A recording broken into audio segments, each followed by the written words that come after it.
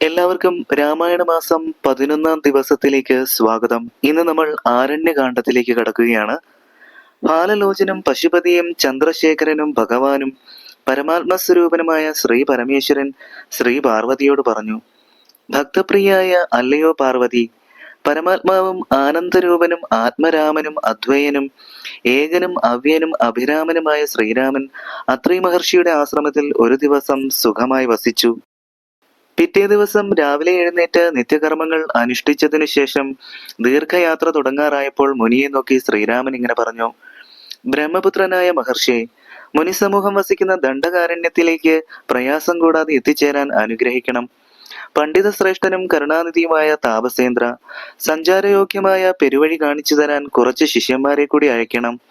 ശ്രീരാമന്റെ വാക്കുകൾ കേട്ട മഹർഷി സന്തോഷപൂർവ്വം ഇങ്ങനെ പറഞ്ഞു, എല്ലാവർക്കും നേർവഴി കാണിച്ചു കൊടുക്കുന്ന അങ്ങേക്ക് നേരായ വഴി കാണിച്ചു തരാൻ ആരാണുള്ളത്? ലോകമര്യാദ അനുസരിച്ച് എന്റെ ശിഷ്യന്മാർ അങ്ങേക്ക് വഴികാട്ടിത്തരും. നിങ്ങൾ മുമ്പേ നടക്കുവിൻ എന്ന് ശിഷ്യരോട് പറഞ്ഞിട്ട് അല്പദൂരം മുനിയും അവരെ അനുഗമിച്ചു. അപ്പോൾ ശ്രീരാമൻ തിരിഞ്ഞു നിന്ന് മാമുനിയോട് പറഞ്ഞു, ഇനി അങ്ങ് തിരികെ എഴുന്നള്ളണം. എനിക്ക് വഴി കാണിച്ചു തരാൻ ശിഷ്യന്മാരുണ്ടല്ലോ. ഇത് കേട്ട അത്രി മഹർഷി രാമലക്ഷ്മണന്മാരെയും സീതയും ആശീർവദിച്ചിട്ട് ആശ്രമത്തിലേക്ക് തിരികെ പോയി.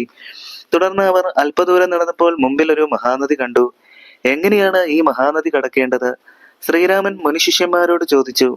ശിഷ്യന്മാർ മറുപടി പറഞ്ഞു, മന്നവ, വിഷമിക്കേണ്ട. നദി കടക്കാൻ ഇവിടെ നല്ല തോണിയും തുഴയാൻ ഞങ്ങൾക്ക് നല്ല പരിചയവുമുണ്ട്. അതിനാൽ തോണിയിൽ കയറിയാലും. മുനിശിഷ്യന്മാർ വേഗം അവരെ മറുകരയിൽ എത്തിച്ചു. സന്തുഷ്ടനായ ശ്രീരാമൻ മുനികുമാരന്മാരോട് തിരിച്ചു പോയിക്കൊള്ളാൻ പറഞ്ഞു.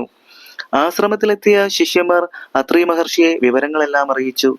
ശ്രീരാമനും സീതയും ലക്ഷ്മണനും ഘോരമായ മഹാവനത്തിനുള്ളിൽ കടന്നു. ചീവീടുകളുടെ ശബ്ദം കൊണ്ട് മുഴങ്ങുന്നതും സിംഹം, കടുവ, പന്നി മുതലായ മൃഗങ്ങളും ക്രൂരസർപ്പങ്ങൾ നിറഞ്ഞതും ക്രൂരന്മാരായ രാക്ഷസന്മാർ സഞ്ചരിക്കുന്നതുമായ ഭയങ്കരം വനം കണ്ടിട്ട് ശ്രീരാമൻ ലക്ഷ്മണനോട് പറഞ്ഞു, നീ 4 വശവും നന്നായി നോക്കിക്കൊള്ളുക. നരഭോജികളായ രാക്ഷസന്മാർ ആഹാരം തേടി നടക്കുകയാണ്. വില്ല് കുഴിയെ കുലച്ചു പിടിച്ച് നല്ല ശരവും കയ്യിലെടുത്തു കൊള്ളുക. മുമ്പേ നീയും നിന്റെ പിന്നിൽ സീതയും നടക്കണം. അതിന് പിന്നാലെ ഞാനും നടക്കാം. ജീവാത്മാവിന്റെയും പരമാത്മാവിന്റെയും മധ്യത്തിൽ മഹാമായ ശക്തി എന്ന പോലെ നമ്മുടെ രണ്ടുപേരുടെയും മധ്യത്തിൽ സീതാദേവി നടന്നാൽ ഒന്നും ഭയപ്പെടേണ്ട. ശ്രീരാമൻ പറഞ്ഞതനുസരിച്ച് അവർ ഏതാണ്ട് 1 യോജന സഞ്ചരിച്ചപ്പോൾ ഒരു തടാകം കണ്ടു. കൽഹാരം, കരിങ്കൂവളം, ആമ്പൽ, ചെന്താമര മുതലായവ മനോഹരമായി വിടർന്ന് പ്രശോഭിക്കുന്ന ആ തടാകത്തിലെ ശുദ്ധജലം കുടിച്ച് ദാഹം തീർത്തിട്ട് ഒരു മരത്തണലിൽ ഇരുന്നവർ വിശ്രമിച്ചു. അപ്പോൾ വളരെയധികം പൊക്കമുള്ള ഒരു ഭീകരസത്തം ഒരു മഴവും പിഴുതെടുത്ത് അലറിക്കൊണ്ട് വരുന്നത് കണ്ടു.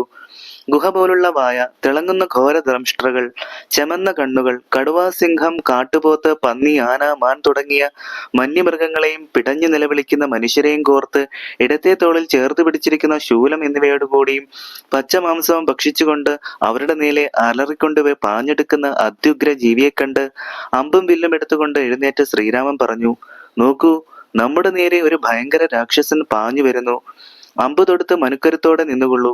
പ്രിയപ്പെട്ട സീതെ, നീ പേടിക്കരുത്. നിന്നെ എങ്ങനെയെങ്കിലും ഞാൻ രക്ഷിച്ചുകൊള്ളാം. ഇപ്രകാരം പറഞ്ഞുകൊണ്ട് ശ്രീരാമൻ ഉറച്ചു നിന്നു. രാക്ഷസന്റെ ഇടിനാദം പോലുള്ള അട്ടഹാസം 8 ദിക്കുകളിലും മുഴങ്ങി. കണ്ണിൽ നിന്ന് ഉഗ്രകോപത്തിന്റെ തീക്കട്ടകൾ ചൊരിഞ്ഞുകൊണ്ട് രാക്ഷസൻ ലോകം ഞെട്ടുമാർ പറഞ്ഞു, കഷ്ടം! ദുഷ്ടജന്തുക്കളുള്ള ഈ ഭയങ്കര വനത്തിൽ വില്ലും ശരങ്ങളും ആവനാഴിയും മരവരിയും ജടയും ധരിച്ച് മുനിവേഷം പൂണ്ട ഒരു സ്ത്രീയോടുകൂടി നിർഭയം സഞ്ചരിക്കുന്ന ബാലകന്മാരായ നിങ്ങൾ ആരാണ്?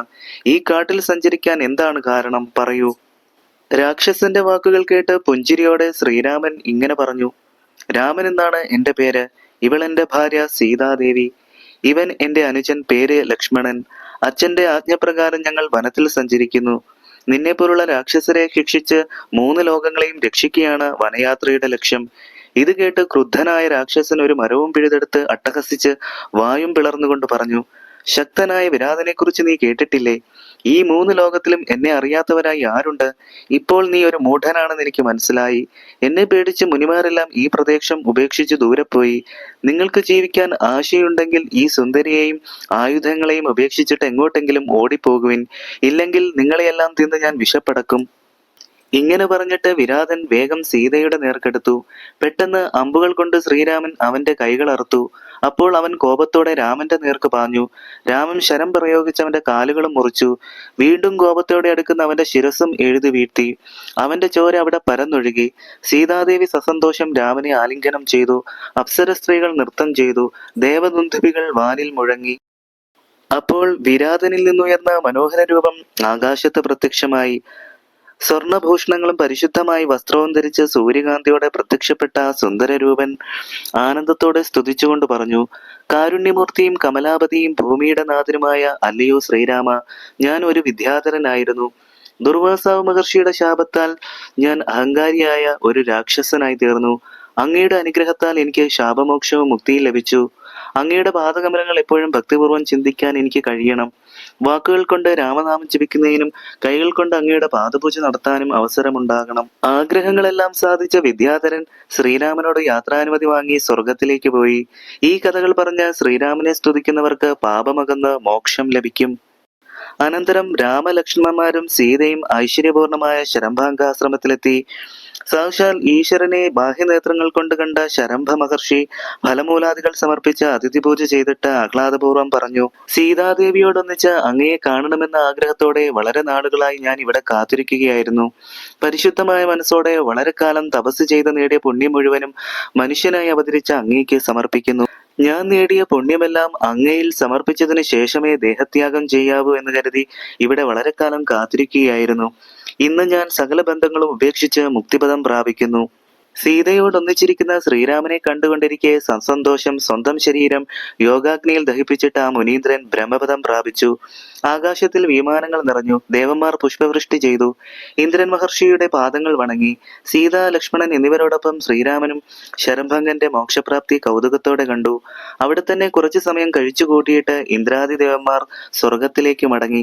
ദശരഥപുത്രനായ ശ്രീരാമൻ വന്നിട്ടുണ്ടെന്ന് കേട്ടറിഞ്ഞ് ദണ്ഡകാരണ്യ നിവാസികളായ മഹർഷിമാർ സൂര്യവംശജാതനും ലോകനാഥനും പങ്കജാക്ഷനുമായ ശ്രീരാമനെ കണ്ടു വന്ദിക്കാനായി എത്തി.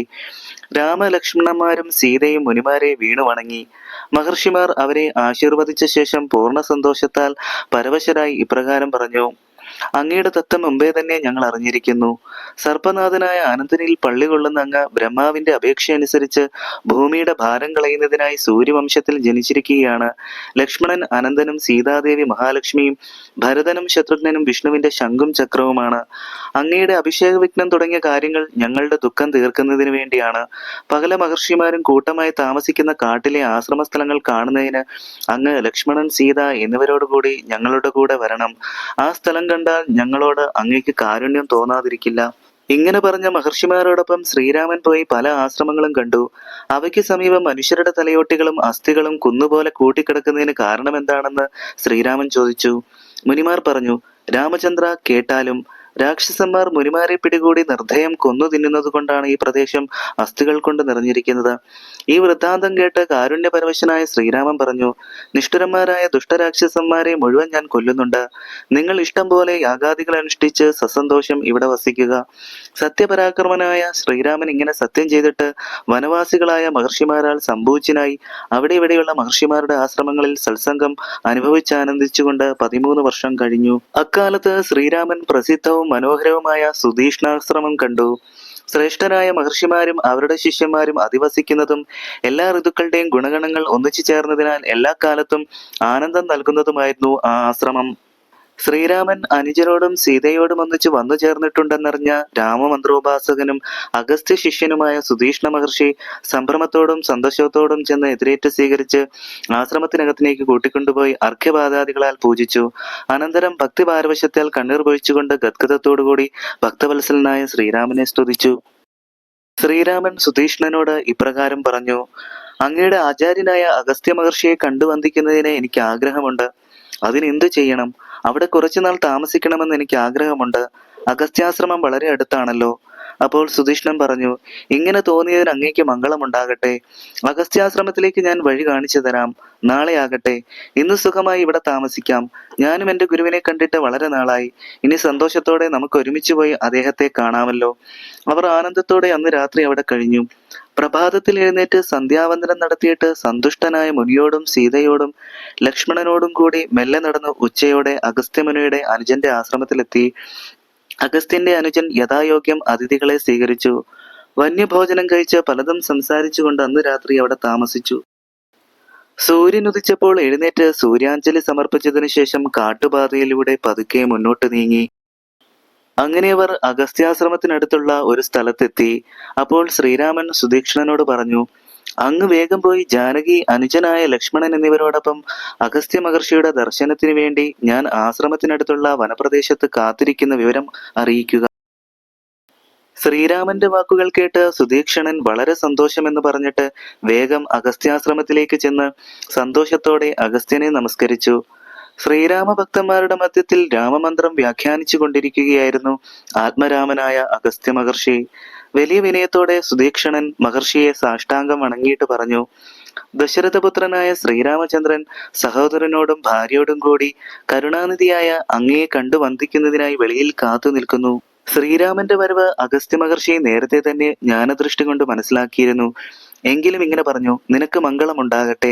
വേഗം ശ്രീരാമനെ കൂട്ടിക്കൊണ്ടുവരൂ. എന്റെ ഹൃദയത്തിൽ സ്ഥിതി ചെയ്യുന്ന ഭക്തവത്സലനായ ശ്രീരാമനെ കാണാൻ ഞാൻ എത്ര കാലമായി കാത്തിരിക്കുന്നു. ശ്രീരാമന്റെ രൂപം ധ്യാനിച്ച് രാമരാമ എന്ന രാമമന്ത്രവും ജപിച്ച് കോമളനും കാർമുകിൽ വർണ്ണനും പങ്കജാക്ഷനുമായ രാമന്റെ ദർശനം ഞാൻ പ്രതീക്ഷിച്ചിരിക്കുകയാണ്. അഗസ്ത്യ മഹർഷിയെ കണ്ട് ശ്രീരാമനും സീതയും ലക്ഷ്മണനും സംഭ്രമത്തോടെ കുമ്പിട്ട് ഭക്തിപൂർവ്വം ദണ്ഡനമസ്കാരം ചെയ്തു. അഗസ്ത്യൻ അവരെ പിടിച്ചെഴുന്നേൽപ്പിച്ച് പരമാനന്ദത്തോടെ ഗാഢാശ്ലേഷം ചെയ്തു. ശ്രീരാമന്റെ ശരീരസ്പർശം കൊണ്ടുണ്ടായ സന്തോഷത്താൽ ഒഴുകിയ കണ്ണീരോടെ അഗസ്ത്യൻ ഒരു കൈകൊണ്ട് ശ്രീരാമന്റെ കരം ഗ്രഹിച്ചുകൊണ്ട് തന്റെ ആശ്രമത്തിലേക്ക് പോയി. വിശ്വനാഥനായ ശ്രീരാമനെ അർഘ്യപാദ്യങ്ങൾ, ആസനം എന്നിവ സമർപ്പിച്ച് പൂജിച്ച് സുഖാസനത്തിലിരുത്തി. രാമായണ മാസം 11-ാം ദിവസത്തെ രാമകഥ ഇവിടെ പൂർണ്ണമാകുന്നു. നന്ദി, നമസ്കാരം.